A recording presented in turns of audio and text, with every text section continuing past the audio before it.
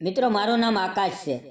જ્યારથી મારી પત્ની સુનંદાએ ફોન કરીને કહ્યું કે આપણું બાળક ટૂંક સમયમાં જન્મ લેવાનું છે, ત્યારથી હું ખુશીથી પાગલ થઈ ગયો હતો. દિલ કરતું હતું કે હું તરત જ ઉડીને ગામડે પહોંચી જાઉં અને મારી પત્ની પાસે રહું. અમે બંનેએ ઘણા સમય પહેલાં જ નક્કી કરી લીધું હતું કે જો દીકરી થાય તો તેનું નામ અનુષ્કા રાખશું. લગ્નના પૂરા 10 વર્ષ પછી અમારા ઘરમાં પહેલીવાર બાળકની કિલકિલાટ ગુંજવાની હતી. આ ખુશીની કલ્પના મને રાતભર ઊંઘવા નહોતી દેતી. સવાર થતાં જ હું મારા માલિક પાસે ગયો અને કહ્યું, સાહેબ, મારી પત્નીની ડિલિવરી આ જ અઠવાડિયામાં થવાની છે. મને માત્ર 10 દિવસની રજા આપો. હું તેની સાથે રહેવા માંગુ છું. માલિકે થોડું વિચારીને કહ્યું, આકાશ, તારા જવાથી મને ઘણું નુકસાન થશે. હું તને કેવી રીતે જવા દઉં? મેં આશ્ચર્યથી પૂછ્યું, સાહેબ, કેવું નુકસાન? હું તો એક સામાન્ય ડ્રાઈવર છું. માલિકે હસીને કહ્યું, મારી પાસે એક ખૂબ મોટું રાજ છે. જો તને તે ખબર પડી જશે તો તને ખ્યાલ આવશે કે તું મારા માટે કેટલો ખાસ છે. પણ પહેલાં તું જા, પત્નીની ડિલિવરી પછી પાછો આવજે. જ્યારે હું તને બધું કહીશ. માલિકે ક્યારેય મારી સાથે આવી વાતો નહોતી કરી. મારી ઉત્સુકતા વધી ગઈ. મેં કહ્યું, સાહેબ, આવી રીતે તો હું આખું અઠવાડિયું વિચારતો રહીશ. પ્લીઝ પહેલાં જ વાત કરી દો. માલિકે કહ્યું, ના, પહેલાં તું વચન આપ કે જલ્દી પાછો આવીશ. મેં વચન આપ્યું. ત્યારે માલિકે મારા હાથમાં પગાર પણ મૂકી દીધો અને કહ્યું, દાઈએ કહ્યું હતું કે બેટી જ થશે. જા, તેના માટે કંઈક લઈ જા. મેં લાલ રંગની નાની ફ્રોક અને કેટલાક રમકડાં ખરીદ્યા. રાત્રે બસમાં બેસીને સવારે ગામ પહોંચી ગયો. સુનંદા મને જોઈને ખૂબ ખુશ થઈ. માતા પિતા પણ બાળકની વાટ જોતા હતા. મેં દીકરીની શોપિંગ બતાવી તો સુનંદાની આંખોમાં ખુશીના આંસુ આવી ગયા. તેણે કહ્યું, આકાશ, અમારી બેટી ખૂબ નસીબવાળી હશે જેને તમારા જેવો પિતા મળશે.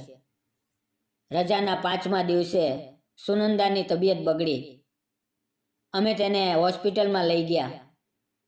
ત્યાં તેણે એક ખૂબ સુંદર બેટીને જન્મ આપ્યો. એ દિવસ મારી જિંદગીનો સૌથી સુંદર દિવસ હતો. 4 દિવસ પછી મને માલિકની વાતો યાદ આવી. મેં વિચાર્યું કે જે કામ માટે ગયો હતો તે પૂરું થઈ ગયું છે. હવે પાછા જવું જોઈએ. સુનંદા નારાજ થઈ, પણ મેં કહ્યું કે ખૂબ જરૂરી કામ છે. જલ્દી પાછો આવીશ. માલિકના ઘરે પહોંચ્યો તો માહોલ અજીબ લાગ્યો. ચોકીદારે કહ્યું, આકાશ, તને ખબર છે, માલિકનું અવસાન થઈ ગયું છે. મને વિશ્વાસ જ ન આવ્યો. મેં પૂછ્યું, કેવી રીતે, ક્યારે? ચોકીદારે કહ્યું, તારા જવાના બીજા જ દિવસે. તે દિવસે તે ખૂબ પરેશાન હતા. મારી પાસે આવીને પૂછ્યું કે આકાશની કોઈ ખબર આવી? મેં કહ્યું, ના. તો તેમણે કહ્યું કે હું તેને ફોન કરું છું, પણ તે ફોન નહોતો ઉપાડ્યો. મને યાદ આવ્યું કે મારા ફોનમાં માલિકની મિસ કોલ હતી, પણ બેટીની ખુશીમાં બધું ભૂલી ગયો હતો. મને ખૂબ અફસોસ થયો. અંદર જતા માલકીનને મળ્યો. તેમણે કહ્યું, આકાશ, તું માલિકના અંતિમ સંસ્કારમાં પણ હાજરી નહોતી આપી. મેં કહ્યું કે મને કોઈએ ખબર નહોતી આપી. મારી આંખમાં આંસુ આવી ગયા. પછી હું બોલ્યો, માલકીન, હવે મારું અહીંયા કોઈ કામ નથી. હું ગામ પાછો જાઉં છું. માલકીન તરત બોલ્યા, ના, તું આ ઘર છોડીને ક્યાં જઈશ? માલિક પછી મને તારી જરૂર છે. મને તેમના પર દયા આવી. મેં નક્કી કર્યું કે જ્યાં સુધી તેમને જરૂર હોય ત્યાં સુધી રહીશ. રાત્રે નોકરાણીએ કહ્યું, માલિક તમને ખૂબ યાદ કરતા હતા. મને વધુ અફસોસ થયો કે માલિક મને શું કહેવા માંગતા હતા. તે રાત્રે માલિક મારા સપનામાં આવ્યા અને કહ્યું, આકાશ, જલ્દી ઉઠ અને મારા રૂમમાં જા. ત્યાં એક વસ્તુ તારી રાહ જોઈ રહી છે. હું ડરીને ઉઠી ગયો. ખૂબ વિચાર્યું, પણ માલકીનના રૂમમાં અડધી રાતે જવું યોગ્ય નહોતું લાગ્યું. સવારે સુનંદાને ફોન કર્યો.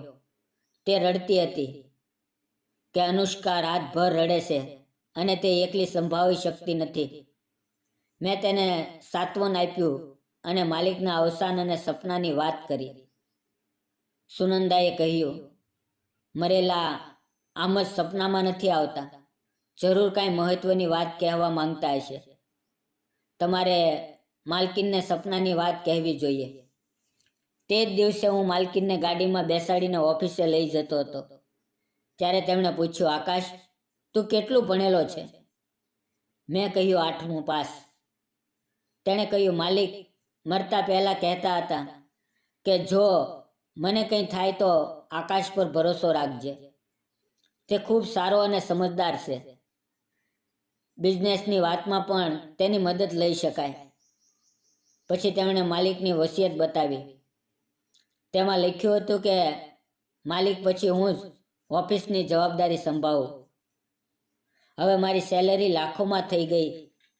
મને વિશ્વાસ જ ન આવ્યો. એક સામાન્ય ડ્રાઈવરથી હું રાતોરાત કંપનીનો માલિક બની ગયો. બધા કર્મચારીઓ મારી આજ્ઞા માનવા લાગ્યા. મેં સુનંદાને ફોન પર આ ખુશ ખબર આપી તો તે ખુશીથી ગાંડી થઈ ગઈ. પણ અંદરથી મારું મન શાંત નહોતું. કારણ કે દરરોજ રાત્રે માલિક સપનામાં આવતા અને કહેતા, મારા રૂમમાં જા. 2 મહિના પછી એક દિવસ માલકીનનો ફોન આવ્યો કે જલ્દી ઘરે આવ. ત્યાં તેમણે એક પત્ર આપ્યો અને કહ્યું, આ તારા નામે છે. મારા પતિએ લખ્યો છે. પત્ર વાંચીને મારા પગ તળેથી જમીન સરકી ગઈ. તેમાં લખ્યું હતું કે માલિકને કેન્સર હતું અને તેઓ જલ્દી આ દુનિયાથી જવાના હતા. તેમણે મને વિનંતી કરી હતી કે હું તેમની પત્નીનો સાથ ન છોડું અને તેમની સંભાળ રાખું. માલકીને પત્ર વાંચીને પૂછ્યું, શું લખ્યું છે? મેં પત્ર તેમના હાથમાં આપી દીધો અને ત્યાંથી નીકળી ગયો. રાત્રે માલકીને મને બોલાવ્યો અને કહ્યું, આકાશ, હું મારા પતિની આખરી ઈચ્છા પૂરી કરીશ. હું આ સંબંધ માટે તૈયાર છું. તું કહે. મેં કહ્યું, હું વિચારીને કહીશ. પણ તે રાત્રે ફરી માલિક સપનામાં આવ્યા અને મને કહ્યું, જલ્દી મારા રૂમમાં જા. આ વખતે હું ઉઠ્યો અને સીધો માલકીનના રૂમમાં ગયો. અંદર જોઈને મારી રૂહ કાપી ગઈ. માલકીન ડરીને ઊભા થઈ ગયા અને બોલ્યા, આકાશ, આકાશ, હું તને ખૂબ પ્રેમ કરું છું. આ રાજ કોઈને ન કહેતો. આપણે લગ્ન કરી લઈએ. પૂરી સંપત્તિ તારા નામે કરી દઈશ. મેં કહ્યું, બધું સાચું સાચું કહો. તેમણે રડતા રડતા બધું કબૂલ કર્યું. આ પૂરો બિઝનેસ મારો છે, મારા પિતાજીનો. મેં રોહિત એટલે કે માલિકને દવા આપીને જીવતી લાશ બનાવી દીધા હતા અને ફરજી મોતનું નાટક રચ્યું હતું. કારણ કે મને તારી સાથે પ્રેમ થઈ ગયો હતો. પણ પછી ખબર પડી કે પૂરી સંપત્તિ રોહિતના નામે છે અને તેમણે વસિયતમાં લખ્યું છે કે મોત પછી બધું ગરીબોમાં દાન થઈ જશે. તેથી હું તેમને બેડ નીચે છુપાવીને રાખતી હતી અને દબાણ કરતી હતી કે વસિયત બદલો. મેં મનમાં વિચાર્યું કે જે વ્યક્તિની મદદ ભગવાન પોતે કરવા માંગે છે તેને હું તડપતો કેમ છોડી શકું. મેં માલિકને ત્યાંથી બહાર કાઢ્યા અને દવા આપવાનું બંધ કરાવ્યું. થોડા દિવસમાં તેઓ સંપૂર્ણ સ્વસ્થ થઈ ગયા. તેમણે મારો ખૂબ ખૂબ આભાર માન્યો કે તેમણે મારી જાન બચાવી. પછી માલિકે માલકીનને તલાક આપ્યા. પૂરી સંપત્તિ તેમના નામે પાછી કરી અને વિદેશ ચાલ્યા ગયા. જતાં પહેલાં તેમણે મને 75 લાખ રૂપિયા આપ્યા અને કહ્યું, આ તારી દીકરી અનુષ્કાના ભવિષ્ય માટે છે. તે મારી જાન બચાવી છે. આજે પણ હું વિચારું છું કે માલિકનું એવું કયું કામ હતું જે ભગવાનને પસંદ આવ્યું અને તેમણે તેની મદદ કરી. પણ પછી સમજાય છે કે મારનાર કરતાં બચાવનાર જ ખરો ભગવાન હોય છે. દોસ્તો, જો તમને આ કહાની પસંદ આવી હોય તો વિડીયોને લાઈક કરજો, ચેનલને સબસ્ક્રાઈબ કરજો અને બેલ આઇકોન દબાવવાનું ન ભૂલતા. ફરી મળશું આપણે આવતીકાલે એક નવા વિડીયોમાં. ત્યાં સુધી આવજો.